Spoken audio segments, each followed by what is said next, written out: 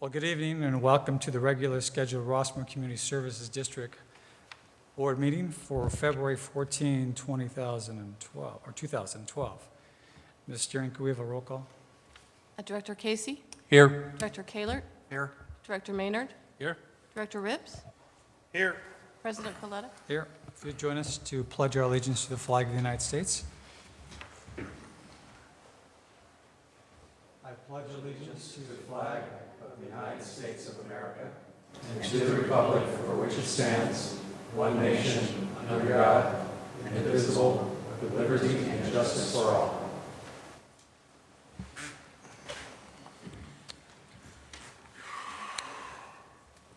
All right, I think we have a couple presentations this evening. Is that correct? You have one presentation, Mr. President. That's Lieutenant Wren, who's going to update you on quarterly crime statistics.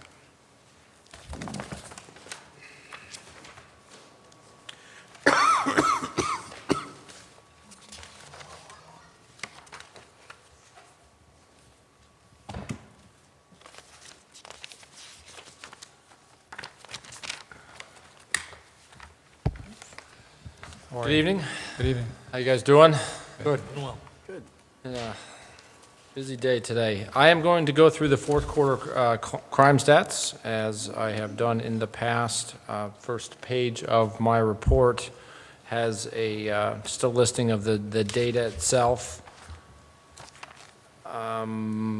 Just a comparison, full year comparison. If you go down that, you can see the increase that is present for the most part are all theft related, all forms of theft, burglary and petty theft, grand theft. The one dramatic increase that you will see is for 2011 is 594. 594 is vandalism, and I do have all the information in here, but if you remember, I touched on that last quarter, and the number escapes me right off the top of my head, but there are about 15 of those were related to an egging incident, and each individual person that was hit by an egg, or their property that was hit by an egg, by two female Los Al High School students. Each of those accounts for one of those events. Also, the next bit of data has to do with response times. Response times went up by about a minute on priority 1 response times and came down a little bit on priority 2 and priority 3. I already have some information. I'm trying to get more current information, so I have some information as far as the first month of this year that I'll speak to when I go through this report.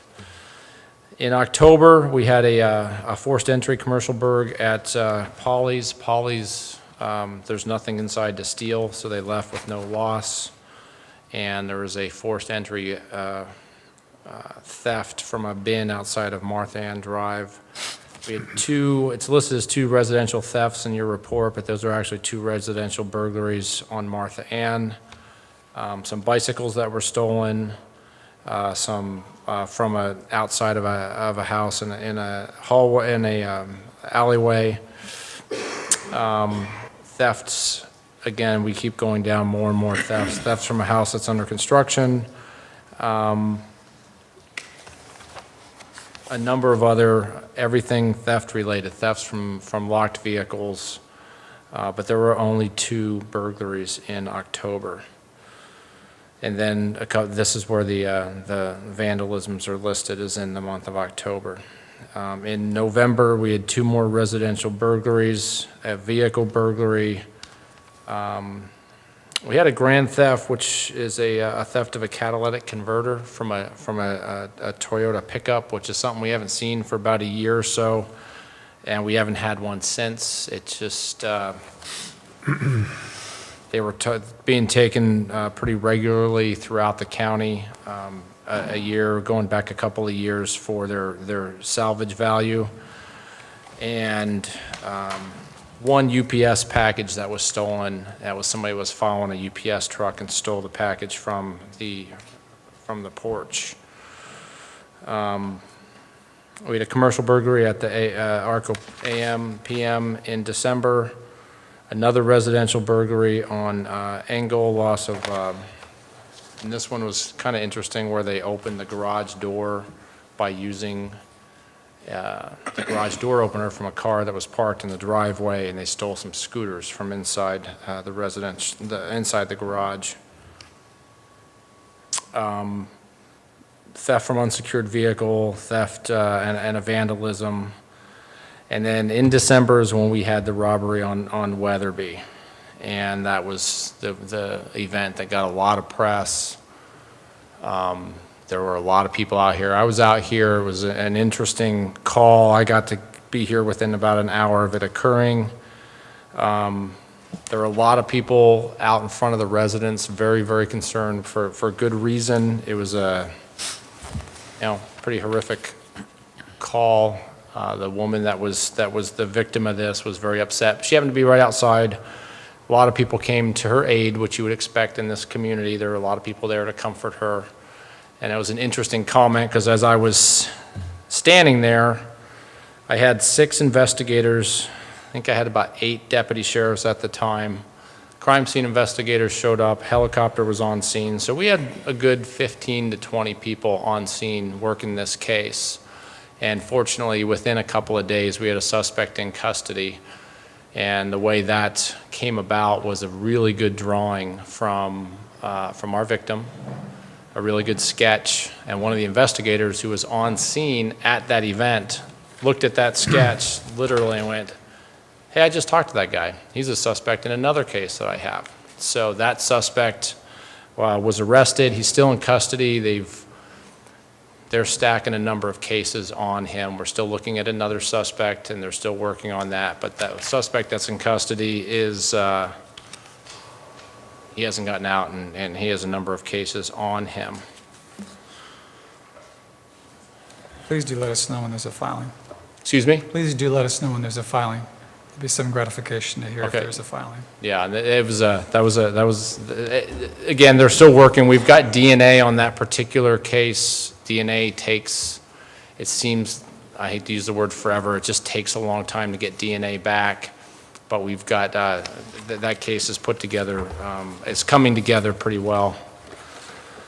I do have stats already, which are not up here for the month of January, because it's been a difficult 2012 thus far.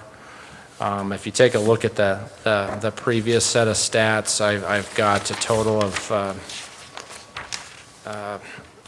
33 residential burglaries, residential 459s for last year. We've already had 10. We had 10 so far this year. We had a suspect. 2 suspects in custody in January. We caught them right outside as they were trying to leave the community, putting cases together on them, but even taking them into custody has not quelled this. If you've noticed a lot of Sheriff's Department vehicles in the community during the day, because that's when these crimes are occurring. It's because I have beefed up 2- and 3-fold the number of deputies working the community during the day. We've got a number of deputies that are not in black and whites. The last week we were working on some information, and I had 17 deputy sheriffs and investigators in Rossmoor from about 10 till about 2, and we're just applying all the resources that I can muster to address that. In January, we have already had 4 priority 1 calls in Rossmoor, and we've got the response time to drop down to 4 minutes and 57 seconds. So it's, each time I've come up here, we've discussed this. It's an ongoing, it's just an ongoing effort to make sure I keep people in the community, and we're trying to take people to jail and address this theft problem, burglary problem that we're having. That's dispatched to on scene, 4 minutes and 40? No, that's received. That's received call to on scene. Okay, so it is getting a lot better. Yes. Oh, good. And the more people you have in the community, the better your response times are, which is pretty obvious. So, so we're doing, I'm pretty happy, pretty proud of what we're doing as far as getting people on in the community and the enforcement effort. It's just, it's been a very difficult beginning of the year. Yeah, that's way better in terms of response times. Response time, yes. The number of burglaries, we've got a common theme, we've got a common method of operation that we're working on. And I don't want to really divulge much more than that till we get these people in custody. Lieutenant, how's it working for the deputies that are assigned here regarding the change of location for their report writing and taking breaks? To be honest, I really haven't heard much. I haven't heard much one way or the other, that it's been, I think deputies, speaking as a former, patrol deputy, anything, when people provide anything for us, we're happy. We just take it, and we're happy about that. I haven't heard any problems at all.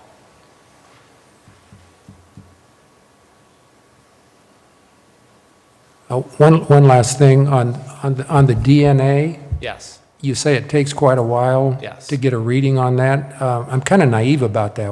Why is it that it takes so long? Or if you know? It's simply, it's like the freeway. It's just a backup. You've got so many cases of so many, pieces of evidence that they process. It comes in one side and out the other. And it just takes that long to process it. Okay. Anything else? Okay. Okay, thank you. Thank you. Lieutenant. All right, so we have no additions to the agenda. Okay, it's public forum time. If anyone would like to address the board concerning matters that are appropriate jurisdiction for the RCSD, now would be the time. As you know, we're not able to take action on your requests, but we do consider them seriously and can direct staff to consider them later. So if anyone would like to approach the podium, state your first and last name.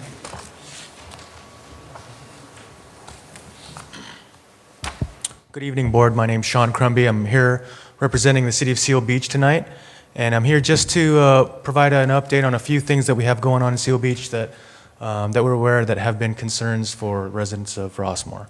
The first thing I'd like to talk about is just to inform you that tonight we're having a housing element meeting. We have an ad hoc committee that is handling that process for the city. So I just would like everybody to know that issue has been reopened at the city. Originally, that committee considered 17 sites within the city to be included in our housing element. Those 17 sites have all been reopened. We have also taken a look throughout the city and come up with 8 additional sites that have been added to the list, and the committee would be going through that tonight. So part of that process. So we can provide updates in the future if you wish. The second item I'd like to talk to you about is we're aware that there have been a lot of concern regarding traffic, particularly on Seal Beach Boulevard north of the freeway. So the city has heard that, and we are going to be moving forward with a traffic study to look at traffic north of the freeway on Seal Beach Boulevard, a comprehensive study. That issue is scheduled to go to our city council for approval February 27th. So if there are any questions, I'd be happy to answer them. Regarding the housing element, you mentioned there were 17 original sites, and there are 8 new sites, so the total is what, 25? Or? Correct. And out of those additional sites, there are several of those that are feasible, like the property at the Shops of Rossmoor, which is under consideration? Well, that's one of the tasks that the committee will go through, is to examine the feasibility of the sites. So I really can't comment on the specifics of those sites until after they've had a chance to go Okay, through. so you don't know if they're as large as what's being considered at the shops? You know, they're varying in size. Seal Beach is built out, and it's difficult to find Understood. space. So they'll go through and try to determine what sites are available, and we'll have a chance of getting approval from the state. Thank you. Sean, back to the traffic. If your city council approves this on the 27th, what is the timeline where the study for traffic would be initiated? What's the timeline after that? Well, the timeline for the beginning of the study will be immediately. We'll meet with the consultant. We have 3 consultants we're interviewing right now to begin that study. As far as the completion of that traffic study, I would estimate probably anywhere between 3 and 6 months, but we really haven't agreed on a schedule and laid out all the details of when we'll have that completed. And that, can you define the scale of from what intersection to what intersection you will be studying? We're basically looking at everything north of Old Ranch Road on Seal Beach Boulevard, Okay. particularly looking at the traffic movements coming out of the 2 shopping centers and onto Okay. Seal Beach Boulevard. Thank you. All right, thank you, Sean. Thank you. Thanks.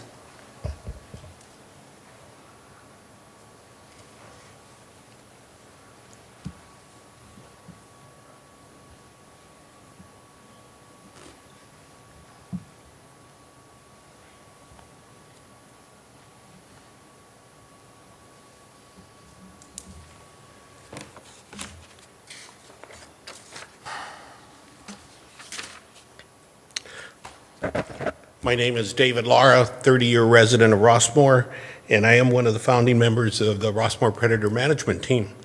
First of all, I want to compliment the Sheriff's Department. I walk my dogs, I drive through the community, I'm retired. I think the Sheriff's Department is doing an outstanding job.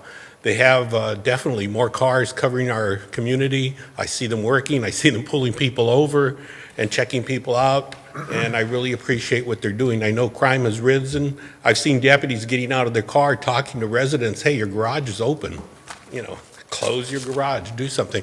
And I see that during the day, and I really do thank the Sheriff's Department. I think they are doing an outstanding job under difficult circumstances, because I think with the economy and so many residents leaving even their front door open, we're kind of an open invitation. And I'm sad to say the crime has increased, but I think we have a lot of faith in the Sheriff's Department, and they're doing a good job.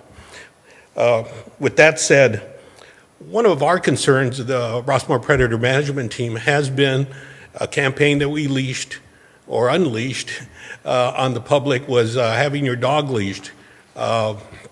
That's on the books. We asked Orange County Animal Control to assist, and they have. They've been out there citing people in Rossmoor Park and in Rush Park, people that have their dogs unleashed. I know this because when I walk my dog in the morning, people are going, psst, come here, come here.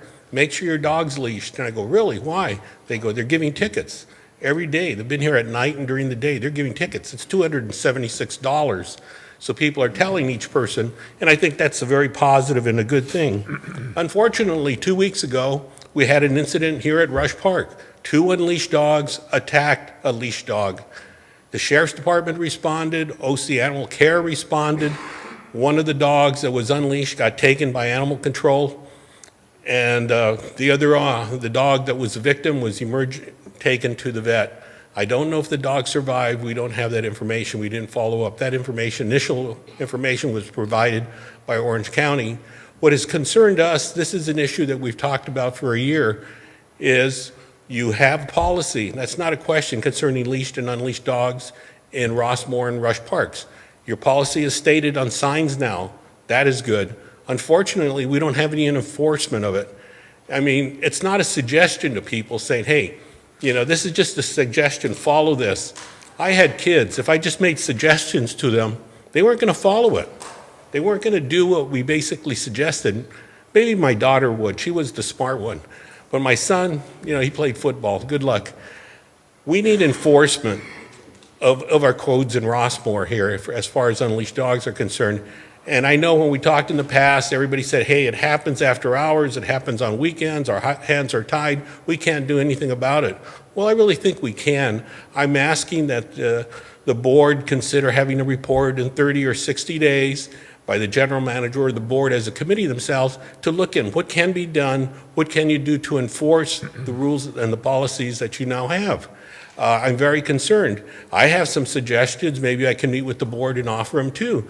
Things can be done, we're not talking about going after hundreds of people. We're talking about a small group that's really hardcore. If you approach them, other than a fist fight, you're in. I mean, all the way, they even have spotters now standing looking to see if the Orange County truck is coming. They look for the truck now. They have spotters at the park at night looking. They walk their dogs at the schools 8, 9 o'clock at night. You know, and they have their wife or their friend on the corner, and everybody else runs their dogs in the schools. I mean, we have a hardcore group of people. I would like the board to have a report back. Summer will be coming, and once the weather gets nicer, the people are going to come out. I'm concerned about the people that do obey the law, that do have their dogs leashed, the kids that play in the park. I think they deserve the safety that the community can offer them. To me, such things as, if you have Orange County citing somebody for an unleashed dog in Rush or Rossmoor Park, it's easy to find out their name. I think the board, one of the things they can do is obviously send them a letter, tell them you're 86th out of the park. And then we can tell them any further violation, we're going to get a restraining order against you. You're served. The attorney costs will be against you. You've got to get tough, and somebody has to do it. If you don't do it, it's just a suggestion, and you're not enforcing it. People will always laugh, hey, I don't have to do it because they don't do anything about it. You know, we could have, you know, you may laugh, you could have Orange County come out, animal control, without their truck one day. You know how many people they would find and give a citation to? We need, in Rush Park and Rossmoor Park, some surveillance cameras. Just not only just for the dogs, but for in general. We put in a new security system in our house, and it didn't cost that much. It's color, it works at night, it's beautiful. You can, we've even used it to help the sheriff's department. It's a minimal cost, and I know it would cost because you have a larger territory at the two parks, but I think in the long run, it would be fruitful. I'm also concerned about the district and their liability. If a child is ever attacked by unleashed dogs, you're going to be in a lawsuit. And if you're telling the jury, you know, it always happens, we can't do anything about it, and they'll say, what did you ever do? Did you know about it? We've known about it for years, but yet we never did anything. I think they're going to add a few zeros to the judgment that we would be losing. I'm concerned about the pets, the children, and a potential lawsuit. I thank you for your time. I do ask you to look in the future as the summer would be coming, and let's meet and let's discover what we can do. It's not going to be easy, and it's not going to be popular. I know it's not popular. A lot of people, everybody says, oh yeah, we're with you. You know, we want those dogs leashed. Do you know how much hate you get when you try and enforce a rule like that? We're willing to do it, but we don't want to be the only person standing up. Thank you. Thank you, sir.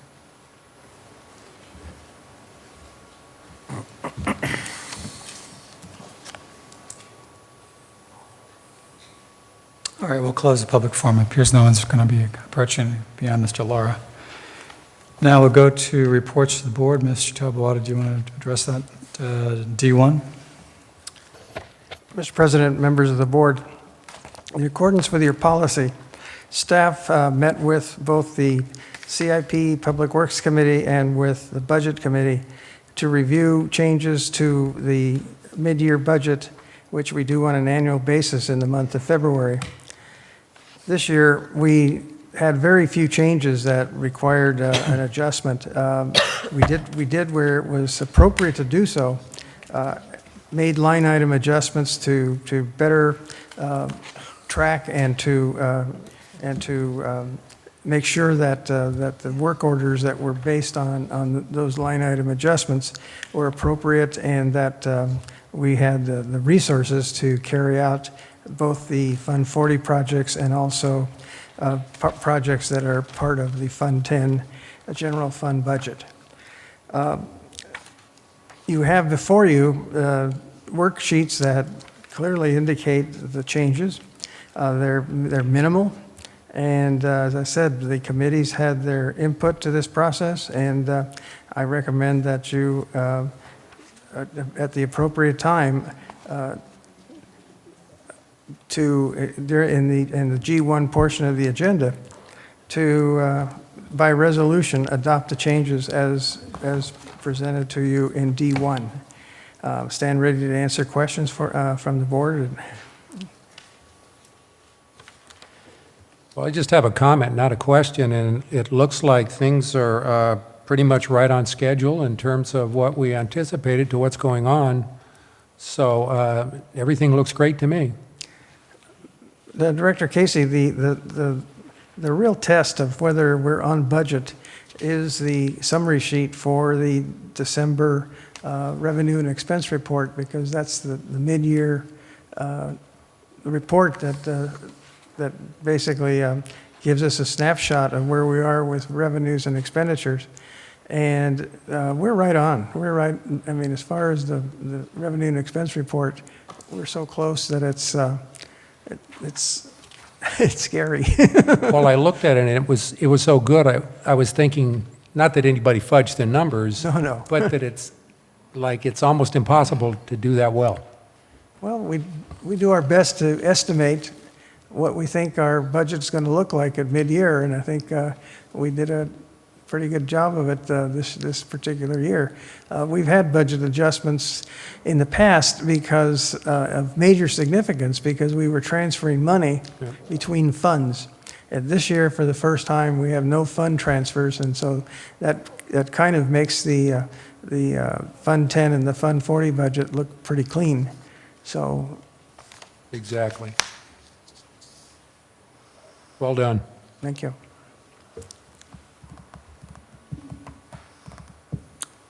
Any comments from anyone else? No? Okay, so we're just going to receive the recommendation, and we'll address the resolution later. G1. Okay. All right, shall we proceed then to D2? Mr. President, members of the board, D2 is your report on governance, which has become almost a monthly occurrence at your board meetings to discuss what's going on with attempting to keep Rossmoor. At your special board meeting in closed session on January 24th of 2012, you considered two matters which are reflected in agenda item C1C, special board meeting minutes. The matter of the engagement of special legal counsel is in progress, and the matter of engagement of a special auditor has been vetted by staff, and a proposal for additional forensic accounting by the firm of Harvey Rose Associates has been received, consistent with the parameters discussed at the special meeting, and sufficient funds have been identified for this purpose. Mr. Fred Brousseau is now in the process of that engagement, and at your next board meeting, I expect to see a work product from him that details the Public Records Act requests that are part of that engagement, and hopefully will stimulate the county into action to actually do what they're supposed to do, and that is provide us with financial data that backs up what it is that they're attempting to do. I think we've said it over and over again, that if you can't count it, you can't measure it, you can't do it. And so we've been constantly frustrated with bad data from the county. The way that these Public Records Act requests are going to be structured is going to be basically in keeping with the general accounting principles for the county. And Mr. Brousseau is very knowledgeable about what they report and how they report it. And so we're very optimistic that for the first time we may in fact really do get good data to work from. But I'll keep you updated as that develops.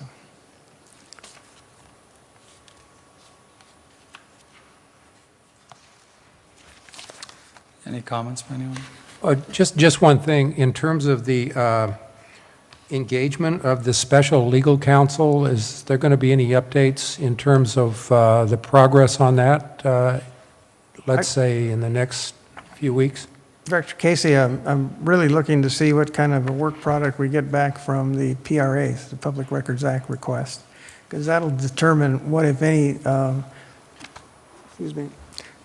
legal action is required. So we're ready to pull the trigger on it. It just we need to have something for the attorney to get his hands around it. Yeah, that makes sense. Yeah, but I'll keep you updated. Yep.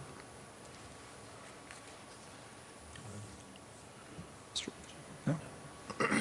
Okay, let's go to the consent calendar. In the consent calendar, any one of us can ask that one of the, or all, or a couple of items can be removed if the board member wishes. Does any board member wish to remove either 1 through 6 or any part thereof? No? It's good. Mr. Rips, no? We're good? All right. Then we'll have a motion, if there be one, to approve the consent calendar. So moved. Second. All right, any further discussion? No? All in favor, please say aye. Aye. Aye. Those opposed, say nay.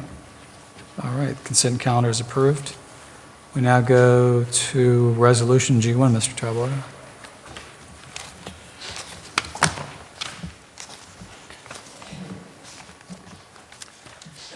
Mr. President, members of the board, G1 is resolution number 1202-1401, establishing the annual budget revenues and expenditures mid-year budget adjustment for total amounts for fiscal year 2011-2012 for the Rossmoor Community Services District. By policy and by state law, you are required to amend the budget by resolution. The resolution that's prepared for this purpose is part of this agenda item. And you've already passed on the budget adjustments. This just formalizes the process. So, All right, so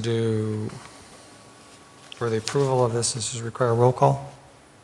How's this? we can, yes. Director Casey? Yes. Director Kaler? Yes.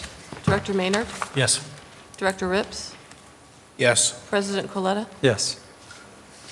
All right, so the resolution 1202-14-01 is approved. It's a crappy pen.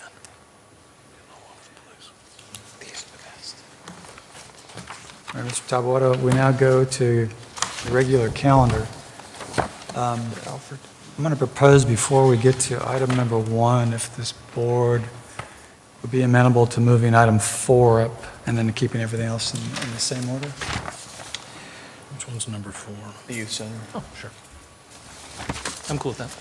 And that's the youth center. That'll be all right? Yes. Yeah, we're going to move the youth center for, Mr. Casey, you accept it?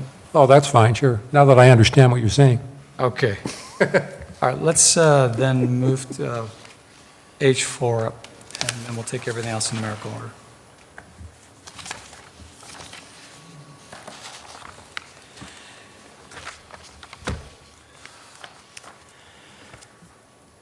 Mr. President, members of the board, H4 is the Youth Center Summer Program Partnering Proposal with the district for Rossmoor Park. We've done this year after year, and we've had a very successful relationship with the Youth Center in providing this annual summer day camp program at the park. And the executive director has asked once again that we partner with them for this coming year, and that we waive the fees, and that we work with them in developing the program agenda for this particular program year. So I'm asking you to approve the request of the executive director of the Youth Center to continue the partnership relationship with the RCSD. So the agreement's pretty much what it has been in past years. There's not really many, if any at all, changes? No, sir, it's pretty much standard. Good. Is the director here with us today? She is. Yes, she is. Would you like to hear from her? I would love to hear from her.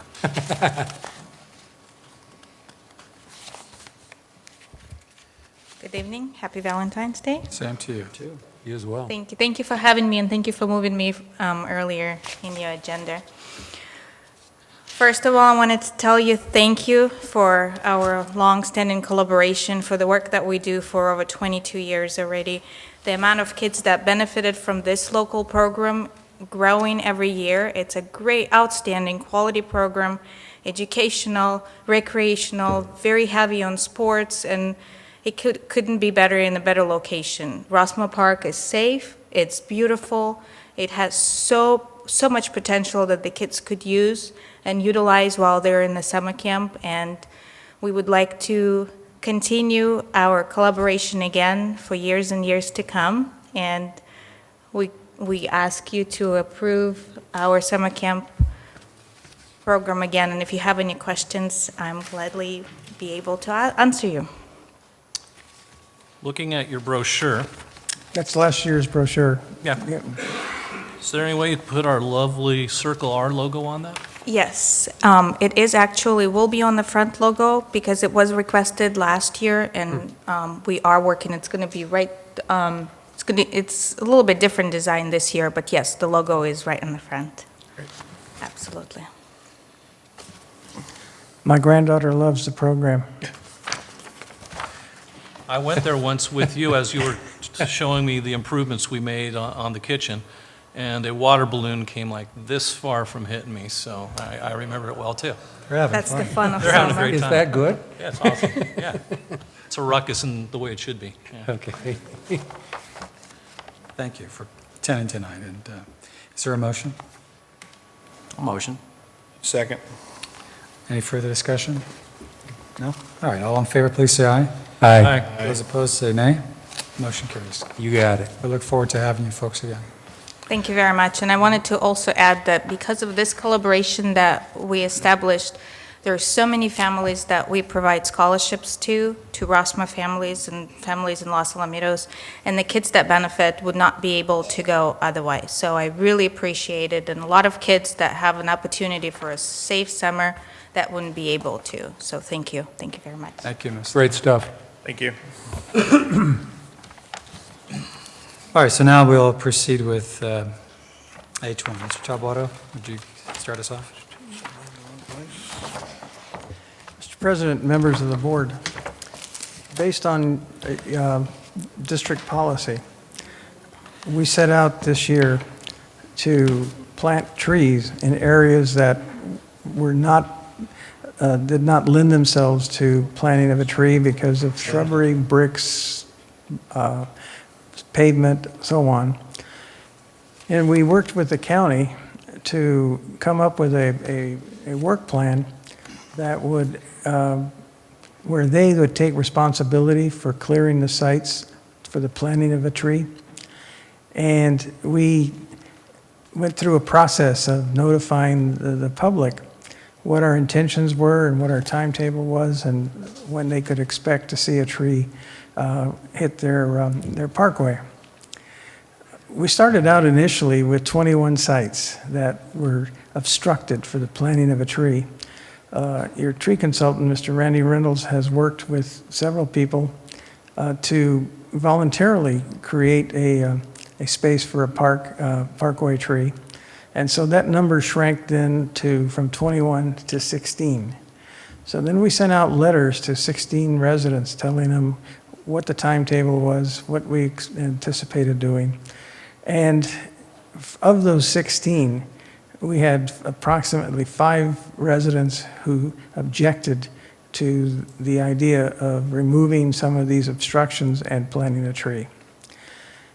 We then communicated with those 5 individuals, and we attempted to determine whether or not there was valid reasons not to plant a tree. And we could find none. It was simply an accommodation that had to be reached in order to make a space available for a tree planting.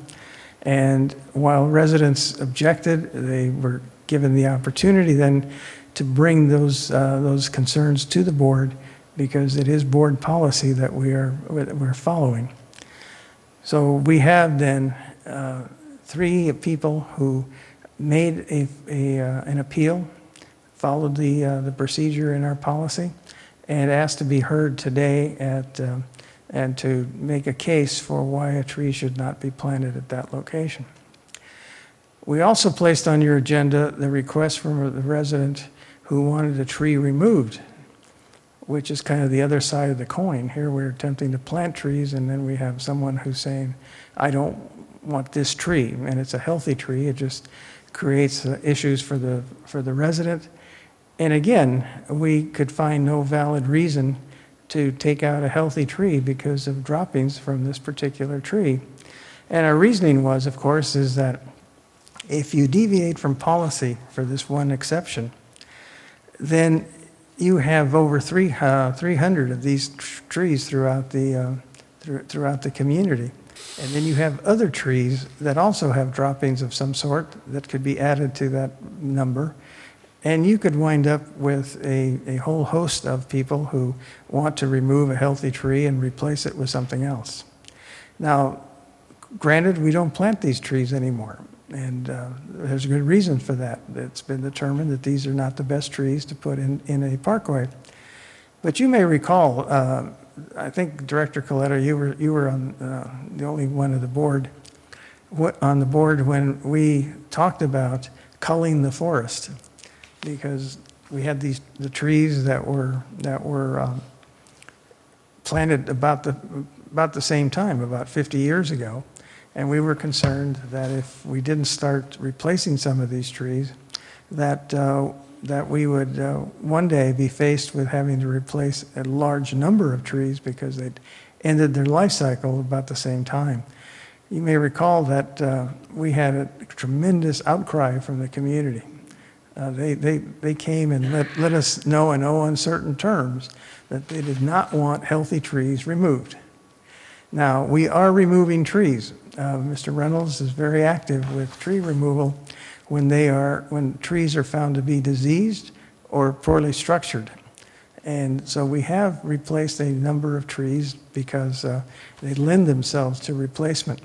But when we talk about just to remove a healthy tree out of preference, then staff is limited by your policy, and we do not take these requests into account. We just simply advise the homeowner that healthy trees do not get removed, and that the only thing available to them is to appeal to the board. And so I've given you, Director Coletta, a listing of the people who are scheduled to present their appeals, and if you'd like to call them in one at a time up to the podium, then you can hear from them, and we can move on with this.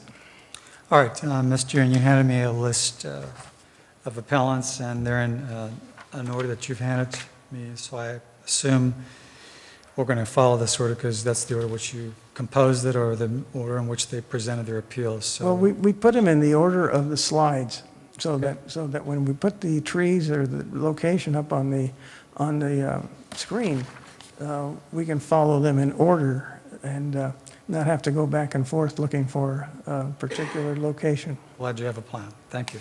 Well, let's start with Ms. Angela Epstein. Ms. Epstein? Do you have a different order? I was just handed a piece of paper, and Ms. Epstein was the person, the first on the list. Is that correct? She's not here. That's what the slide says. Huh? Is she here tonight? I don't know. Apparently not. We sent a letter to everyone on that list. Well, let's put informing her on them. second call. Maybe she stepped and went to the restroom or something. So let's go to the next person. So let's go on to Lawrence Padula. Mr. Padula?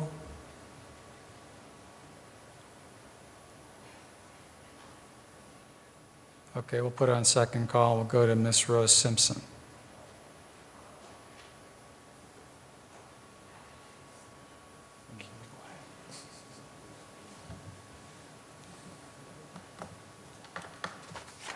Good evening. I am obviously not Rose Simpson. It's interesting. Rose Simpson, after speaking to your arborist, was quite upset. She began to look for help all over. She called the RHA, and somehow she got our phone number. She was in tears on the telephone, said, "Can you help us?" I thought a coyote attacked her pet. We shot over to her house immediately, and we asked her, "How can we help you?" And then she went through the scenario about what we have. A short history of Rose Simpson and the reasons why we think the decision to not grant her a waiver should be overturned. Rose Simpson is an original owner here in Rossmoor. Right after she bought her home here, a tree was planted. Rose Simpson is now 79 years old, so you can do the math. Rose Simpson loves trees. We're not arguing about whether she likes trees or not. Rose Simpson watered the tree, maintained the tree died. Years go by, and apparently about the same time, the RCSD got the power of the trees. She felt about 25 years ago, as she tells me, a second tree was planted on the parkway there. Rose Simpson again watered it weekly. She did the deep watering as she describes it. That tree died. Rose Simpson has an interesting story. She feels the soil in the parkway is not the best for the trees. Rose Simpson saw her house being built. Every Sunday, her and her husband would come, they'd bring a lunch, and they'd walk around their property. She remembers where her house was built was used for the painters and all the people to clean their paintbrushes. She remembers paint thinner, lacquer, all there on her property, there where the parkway now is. So she's not surprised that these died. Approximately 20 years ago, with 2 trees dead, Rose Simpson planted junipers. And they grew. They grew on her front yard. They grew on the parkway 20 years ago. She doesn't have to water these plants. Nature waters them. She doesn't have to get out with a hose. And Rose Simpson has been quite happy. We come to today.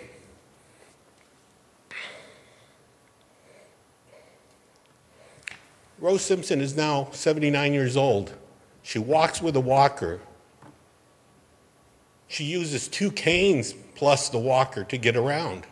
She has a disability, state of California, and her doctor has declared her disabled.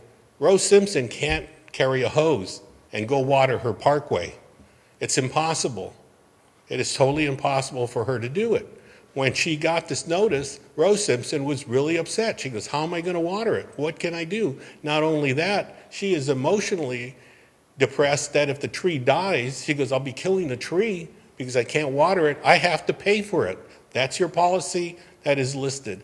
If the resident doesn't take care of it, they're liable to pay for it. Rose Simpson is just asking for help. One of the interesting things that we looked at is that Rose Simpson is in fact disabled. What has RCSD, along with Public Works, who allowed RCSD to have the latent powers for the trees, how have they accommodated her? That's really one of the things we're looking at, the accommodation for Rose Simpson, a disabled senior citizen female that lives alone. How have we helped her? Let me talk what an accommodation really is. The trash service we have here, personally, I like it now. I thought it was a bad idea, but I like it now. If you can't carry out those big cans, they have smaller ones.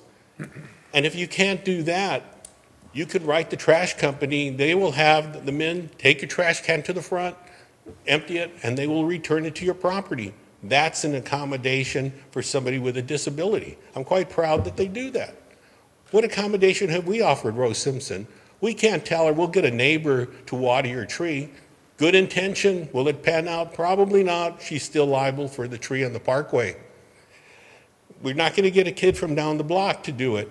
Under the American with Disability Act, it points out that if you create a policy that discriminates against them, you have to make an accommodation unless it's totally financially impossible to do.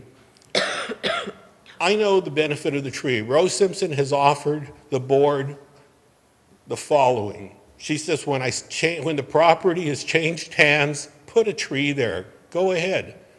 She goes, or why don't they put it off and wait 5 years and see if my health is better? This is, to me, a case where a tree is going to be planted there. It may be 5 years from now. It may be when the property changes hands. But she has offered an accommodation to the board. The board has not offered a disabled person an accommodation. I have not heard it. Rose Simpson is willing to file with the state of California and the federal government as being discriminated, but as she said, and when I spoke to her, she said, let's go through the process first. Let's not run out there and get news in it. She doesn't want to be on television. That's the first thing I thought of. Hey, I'll get the TV cameras down here. And she's too proud a woman. She says, no, just present my case. And she goes, and that's the process. She goes, there's an appeal process. Let's present my case. She thinks she has a strong case, and I do too. We're asking the board to consider her proposal to put it off or to put it when the property changes hands. And to me, there will be a tree there. Rose Simpson loves trees. She has no qualm about that. All she wants to do is to refresh herself mentally. She is worried about this. She loses sleep at night. All you have to do is go down, knock on her door and talk to her. She's a very emotional person. And to me, for the good of the benefit of the community, I think we could pass on Rose Simpson for a period of time because the tree will eventually be planted there. We have waited 25 years to get trees in all the communities, and a short period of time would not be unheard of. I'd also like to raise the issue that Rose Simpson is on a limited income. She can no longer, she's living from check to check, barely. She can't afford a watering system to be installed to get that tree watered. I know that in other cities and counties, they have a watering truck that comes by and does exactly that for those, sometimes for the whole city, and sometimes for those exceptional cases. We don't mean to deviate from Mr. Taboada's plan of planting a tree. We love the trees here in Rossmoor. But we don't want to deviate from the American Disabilities Act on behalf of Rose Simpson either. We'd like to think that our founding residents, such as Rose Simpson and others, that we make accommodations for those individuals who are physically and financially unable to water that particular tree. Thank you. I think the board may have a couple questions. If you don't mind just staying for a moment or two. Yes. Does anyone want to ask some questions? All A right. question I have is, I think Mr. Ochoa from Orange County Public Works, I think he and the RCSD, either him or us together, have stated that these situations will be handled on a case-by-case basis. Is that a true statement, Mr. Taboada? No, sir, I don't think so. Your policy is quite clear. There are no exceptions that we can deal with in your policy. Okay, well, I read somewhere where something would be handled case by case. Well- It wasn't these 16 residences? Well, case by case, meaning how much and how little is removed from the front of the parkway to plant a tree. I see, not to do with accommodating a Nope. situation. But since you've raised the question, let me just say to you that while we've never taken this to the board in public, I have said to you on several occasions that there is a valid reason for staff to water these trees. I mean, it is board policy, you want these trees planted, and we've had experience with people who don't want a tree, who don't take care of them, and they let them die. And so in this particular case, and the rest of these cases, when we plant these trees, we're going to water them because we want to make sure that they succeed and that they flourish. Right, So I have heard that. So I think that, I think that's the accommodation that I'm prepared to offer to this board, that it's not we're not going to water every tree. We're only going to water these trees that are new trees based on, the excavation of real estate in order to plant a tree. Understood. And in addition to that, based on the fact that the soil seems to be contaminated, it would seem like there might have to be new soil introduced at the same time? We can certainly take a look at the soil. Well, no, I understand that, Yeah. but I would think there's a reason the 2 trees have died in a period of, 20 years, whatever it is, at that location. Well, we have no history with that. So, Okay, so we'll approach this as a new venture. all right. I mean, at least I think we have to consider that Right. when we do this. One of the things, Okay. obviously, that concerns me is 30 years ago when we moved in, they just planted 2 trees, and I appreciated the 2 trees. The first year, a truck did come by and water the new trees, by the way. After the first year, they never showed up again. If you're going to offer that to Rose Simpson, I want an accommodation that the tree will be watered by somebody on a regular basis, not for the first year, not for the first 2 years, for the life of the tree. And also, if the tree dies, that she would not be charged, because then you're discriminating against her because you have your own people watering it and it dies again. I personally feel you should even look through Rossmoor. How many other senior citizens with disabilities can't water their trees? Since you're going to be bringing in a water truck to water Rose Simpson's trees, I think you should accommodate all those others with disabilities. I don't think this is something that we should, hash out through the state and the federal government and have attorneys down there hashing out. If you're not going to give her a waiver and you're going to put in a tree, put in a water system for her, have a truck come, but you should also take in the other people with disabilities in Rossmoor. She shouldn't all of a sudden be granted a special privilege because we came and spoke for her. We should check in the community how many other people really need their trees watered. It concerns me also that the dialogue here, we're still not acknowledging the American Disability Acts. We are still not complying in Rose's case where she's been declared handicapped. That's not a deviation. That's not a change. That is something that needs to be complied with. And as a taxpayer here in Rossmoor, where we don't have coyote rollers on our fences and we're planting trees that continuously die, what are we doing with our money here? I have a couple of questions. Yes. I have read Ms. Simpson's letter, and she represents the Lauras. Yourselves are representing her this evening.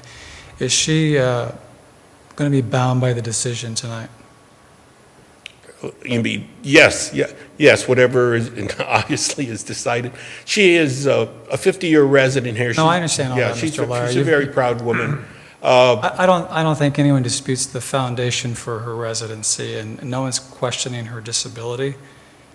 I just wanted to understand it as a foundation, because obviously you're not her conservators, correct? No, and we're not attorneys. We are people that she called on the phone, and we told her we would do the best we can for her. Her mobility is very difficult. She literally, when she walks with us to show us, she's hanging on for dear life. This is not a convenience that she's... No, I don't think anyone does it. She's got 2 canes.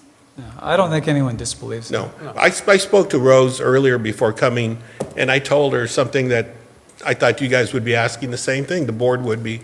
Okay, Rose, how are we going to resolve this?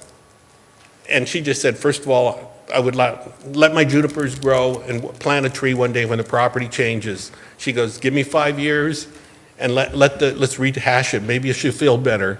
Don't think she will, but maybe she'll feel better.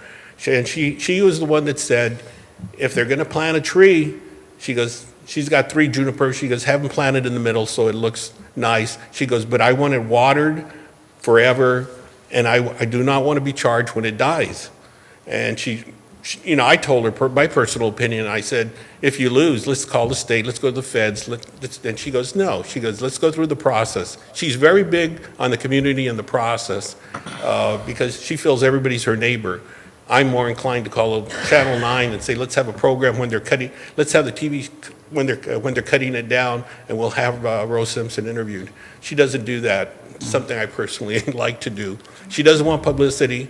In the articles that we wrote about her, we did not use her name or her address. She's just a very proud woman that wants to live here, and she wants to live her golden years in Rossmoor without this hassle. It is a hassle mentally on her, and so we're just trying to help her out. All right, is there any further questions of the Laura's, or comments or motions? Questions now. But I hear what you're saying, and I wrote this down. She's asking for help, and I think we're all here that we're probably going to help her. So I don't think that's going to be an issue at all. Okay.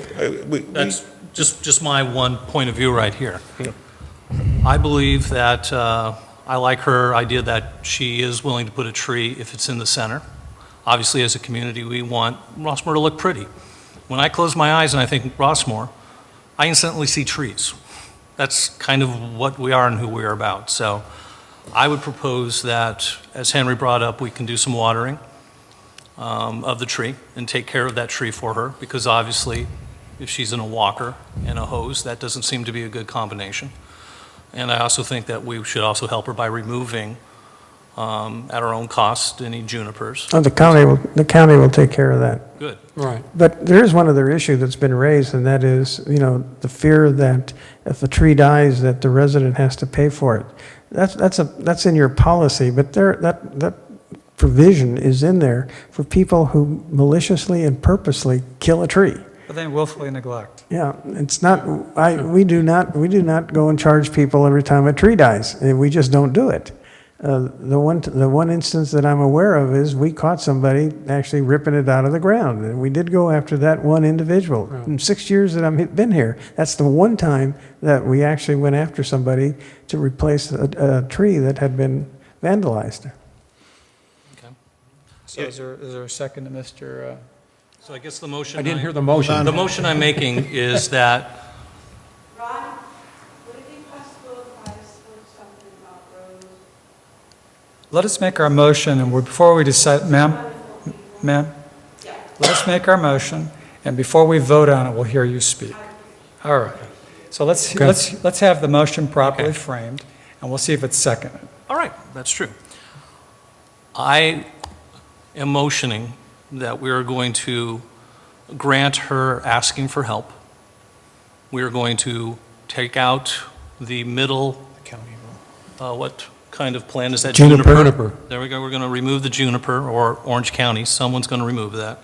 We are going to plant a tree of her liking. She does get a choice, correct? She gets some choice. So she gets some choice of a list. She'll get to have some say in the tree that's in there. And then we would take on the responsibility for water and care of that tree while she is a good resident of our community. As long as she's a resident. Yeah, not in the perpetuity of the tree, but of her while she is here. That is my motion. Second. All right, let's have further discussion, and if there isn't further discussion, let's hear from the lady wearing the red. Give us your first and last name, ma'am. Tessiner, Julia. Pull the microphone. Julia? Pull the microphone down. Yeah, here you go. Thank you. Julia Tessiner. Thank you. Ron knows me. I've worked with him on the paper drive. By the way, hi, On Mr. the paper Coletta. drive? Okay. I love trees. Guess what? I live across the street from Rose, and 52 years. Nice. God bless you, too. So I know Rose. She's my neighbor, and like family. And we've got a beautiful street there of all our neighbors are wonderful. We're like family there, including Rose. I've got a green thumb, and guess who would like to water that tree? I live across the street, and I'd like to keep an eye on it if it's okay with Rose and this wonderful couple. You know, you're the second person to volunteer besides the overture made by the board. I'm across the street. I'm not saying no, I'm just suggesting to you, there's And- other persons other than your big heart who are willing to do And that. I'm like a sister to Rose, so. That's great. We should all have people like you as a So- neighbor. She's lucky to have a I'm good friend therefore- and neighbor. But there have been, trees, you know, there have been everything. suggestions, people that live probably linearly about a mile away, that are willing to water Miss Simpson's tree. Thank you. So there is compassion, and we really relish hearing from people like yourself and others that are willing to do that, being a good neighbor. Because I'm with Mr. Taboada too, and you know, he's doing the best he can to help keep, you know, Rossmoor looking well, and so are all of you, and these great people right here. So let's keep it together, and there'll be lots of good peace from that, okay? Thank you. Thank you.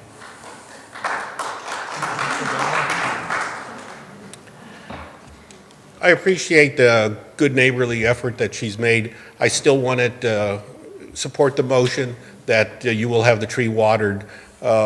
I prefer a schedule. I prefer something in writing that you will have it until Rose no longer owns the property. I had a neighbor kid that volunteered to watch our house.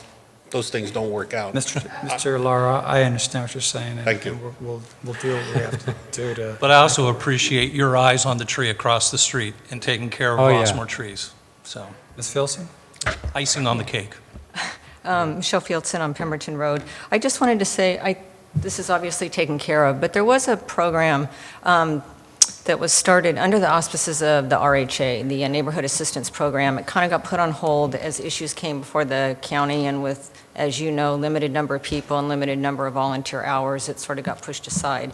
But the purpose of that program was specifically to help Rossmoor homeowners whose home exteriors are in need of some sprucing up. This may include pulling weeds, removing dead and dying plants, clearing away and trimming overgrown shrubbery, and other related yard maintenance. The criteria is simply that these homeowners must be both physically and financially unable to do the work themselves or pay to have it done. It appears that the problem is remedied for Ms. Simpson. As a matter of fact, she lives directly behind me. So in addition to Ms. Tessanier, I can walk over and water her tree as well. And I think that this community, if it were presented in perhaps a different way, you would see many people standing up here rising to the occasion to try to help the homeowner. But in the future, if there are other residents in the community that do need some assistance with perhaps automatic sprinklers, whatever it may be that fit this criteria, this neighborhood program stands ready to help these people. Thank you for the Michelle, reminder. Michelle, Good to know. put my name on that committee. I'd be happy to help physically myself. Okay, thank Me you. and my family, yeah. All right, all in favor of, I'm sorry, there was a hand and I had a oh, I'm comment. sorry. Oh, jeez. Mr. Annisman. Good evening, Erwin Annisman. I just want to quickly say something that we had a kind of a similar situation a number of years ago, probably before most of you were at your positions now, where there was an empty parkway at the corner of Orangewood and Los Alamitos, and we wanted to plant a tree there. The woman said she would not water the tree. She couldn't afford it or whatever. So I personally saw those trees were planted, that they were planted, and I personally watered those trees, stopping by there once or so a week with gallons. Since she wouldn't let me use her hose, I put 2 or 3, 4 gallons in my trunk, and when I happened to stop by going out of the community, I dumped the water in there, and it took me a minute, maybe 2 minutes, and now there's 2 beautiful trees, 2 orchid trees there that are gracing the entryway to Rossmoor. So I'm just saying that, I'm not trying to beat my drum, I'm just saying that this is a situation that could easily be accommodated, and we don't have to threaten the board with the Disability Act violations. TV cameras, thank you. Thank you.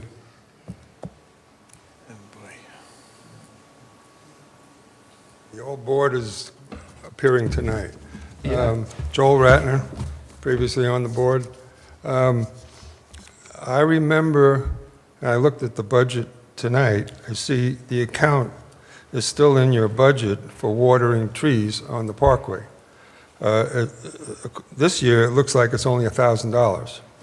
I think last year was $5,000. I think it was more than that a couple years ago. I believe that was a contract that RCSD had with West Coast Arborists. It's nice to hear that Mr. Taboada can have either our own staff people or West Coast Arborists. I think the contract with West Coast Arborists was to take care of all new trees for, I think, 2 or 3 years until they get established. Randy has always said that you need watering the first couple of years, which is the important time. After it gets established, presuming the roots are not, I forget what the word is, but if they're too clumped up when it's first planted, it'll absorb the water properly. So as long as it's planted properly, and we have neighbors who either can keep an eye on it, I know June, she does an excellent job on her yard. I think this particular location can be accommodated very easily without hampering the lady who lives there. And she doesn't have to use her water or her hose. But I also want to sort of emphasize that this account with West Coast Arborists or the district should also accommodate other people who either don't have water in their parkway, because like the people who have cement or brick obviously don't have sprinklers. Oh, you're presuming, we don't know. Well, You're making a conclusion we don't know.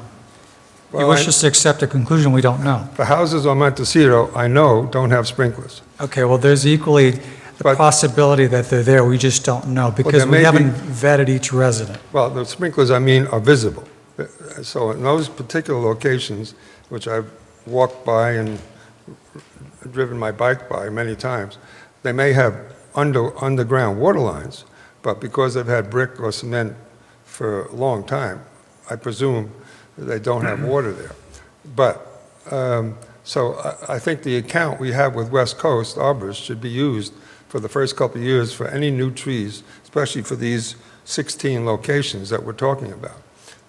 If they seem to be a problem, I think that should be one of the ways to solve that problem, unless our staff can take care of the watering on other times.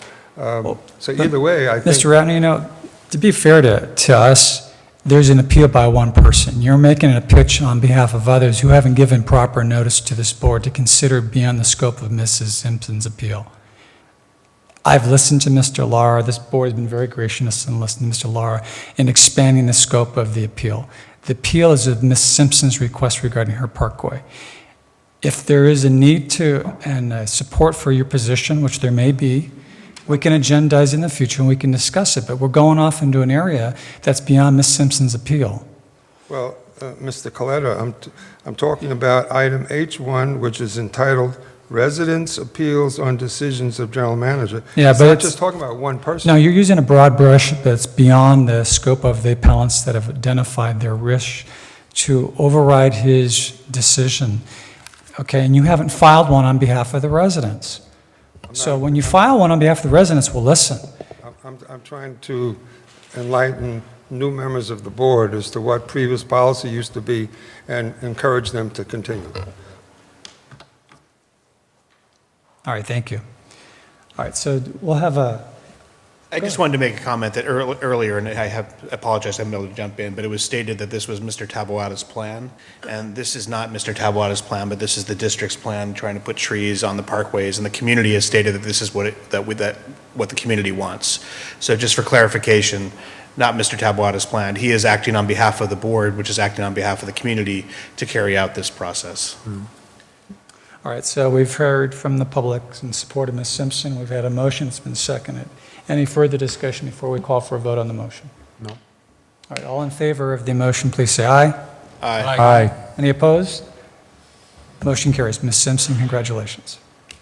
Next person would be Janet Eckhoff. All right, then let's go back to Ms. Epstein. Has Ms. Epstein made herself available? All right, seeing no response, this is the second time we've called her name out. Lawrence Padoodle? It's the second time we've announced his name and there's no response again. It's now 8:10. And last call will be Janet Eckhoff. And there's no response. It's the second time we've asked for Ms. Eckhoff. So I don't know what the board's position will be, other than it appears if they're not going to be here to argue, then the decision stands of the manager unless someone disagrees with my I would think view. so. All right.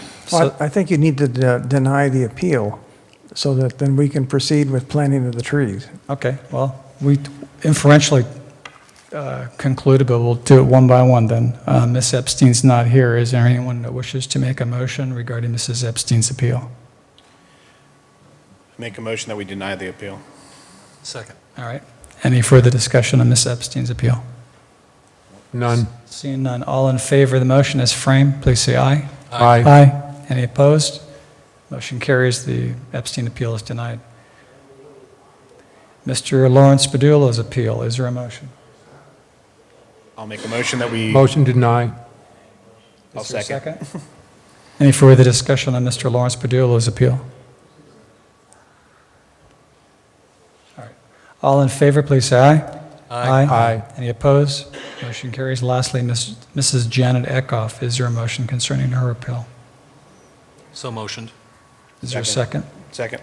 Any further discussion? Hearing none, all in favor, please say aye. Aye. Any opposed? All right, motion carries. Is there any other appeals, Mr. Taboada? No, sir. Oh, there is? Have you filed an appeal? No. Have you filed notice with Mr. Taboada so it'll be agendized tonight? Did we We- pronounce we- your name wrong? They submitted their appeal untimely. Oh, Okay, and so that's why on your sheet there, it says others who may wish to bring a matter to the board. So you don't want to do this again next week, next month. I So- understand. So I'm suggesting that if they do have an appeal, that we just, timely or not, we hear it and All right. deal. That's Sounds fair. good. Please come forward, okay. I'm sorry, I didn't understand what was going on. I thought you mispronounced their name. That too. Yeah, do we have copies of their information? Please give us your first and last name. I'm Tanya Demeter and my husband Peter Demeter. We have been residents in Rossmoor since 1978. Okay. Is this you here? Yes, this is Okay. a picture. I have more pictures here. I can show to the board.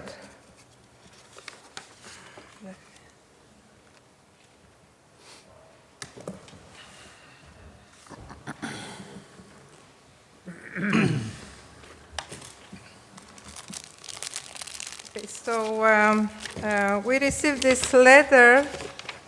Okay, where is the letter? Okay, stating that as part of the tree program for the beautification and environmental enhancement of our community, the Rossmoor Community Services District will be planting a tree in the parkway in front or on the side of your home.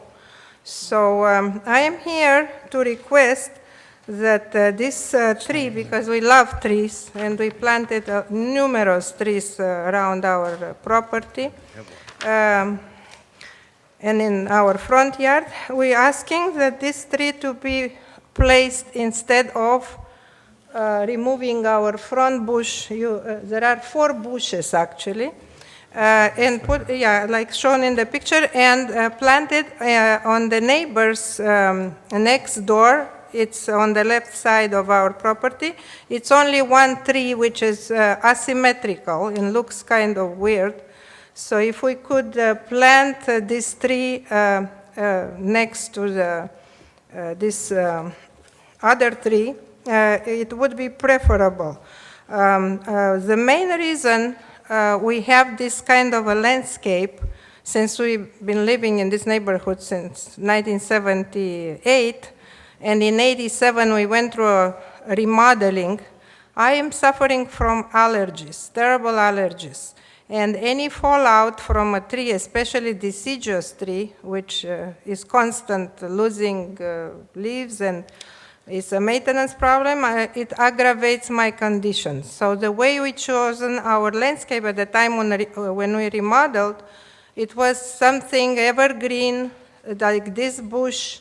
Bushes, a row of 4 bushes are evergreen, they maintenance free, and they also are irrigated through our automatic sprinkling system. So the first thing is that, so I am allergic. It was a tree there, it died.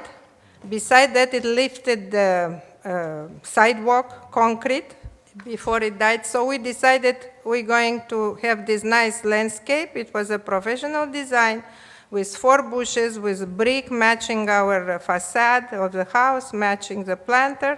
And like I mentioned, is trimmed by our gardeners, but otherwise is maintenance free on automatic sprinkling system. So first of all, if we're gonna remove the middle bush, as you can see, it's another tree in our front yard, so it will totally block the view to our house. It will be two trees next to, looking from the other side of the street. Also looking from our house outside will be also totally blocked view. That is, I'm talking about aesthetics now. Secondly, if you're going to plant the tree in the middle, in place of that bush, I feel very sorry that we're gonna kill that bush. It's beautiful, it's healthy, and it's green, and like I mentioned, it's part of the landscape, but we're gonna also alter the, cut the irrigation, because the way it's designed, the water also goes to the last bush, This is another aesthetic. Probably will look kind of weird to have patches of concrete in the middle, no concrete at all, and a tree. It just will not be aesthetically professional. It will look kind of weird. But main concern is my allergy. I have a paper from my doctor. I am on 2 sprays, one in the morning, one in the evening, and I constantly have breathing problems, and I would like you to consider my health issue. And secondly, the aesthetics, the also irrigation issue. And I hope that this tree we can plant at the neighbors will be beautiful, if it's possible, evergreen, so I won't have to deal with this fallout. I suggested there a tree, like a magnolia evergreen, if it's possible. And this way we're going to have the tree, and we also will not ruin a landscape, and we will not ruin my health, first of all. So please consider our request. Yeah, I have the doctor here, if you want to see it. I don't know. Yeah, if you'd like to submit, we'll take a look at it. Would you be available for some questions? Sure. All right. Obviously, the picture you submit and then the picture up on the screen shows, looks like an evergreen tree in your front yard. Is that correct? Yeah, that's a magnolia tree. Okay, so those don't irritate you, cause any exacerbation to your allergies? No, we have it for many, many years. And my neighbors has 2 trees, and those irritate me, but it's nothing I can do about it. Besides, I have a picture here to show you how my neighbor's tree, and it wasn't planted long ago, lifted the sidewalk, if you would like to see. Yeah. Sure, thank you.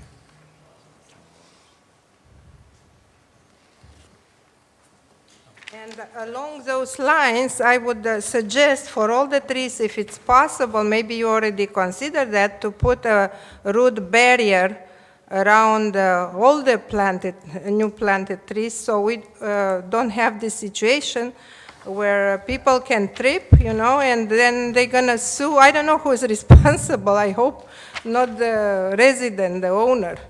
But that's what happens with these roots. And like I mentioned, we planted lots of trees around our house, and we used this root barrier. And it really did help. So this is as a general. But I don't know, this is already outside of my request, but I want to mention that we have a park, a little park on the Silver Fox and Maine. I think it's south of Maine.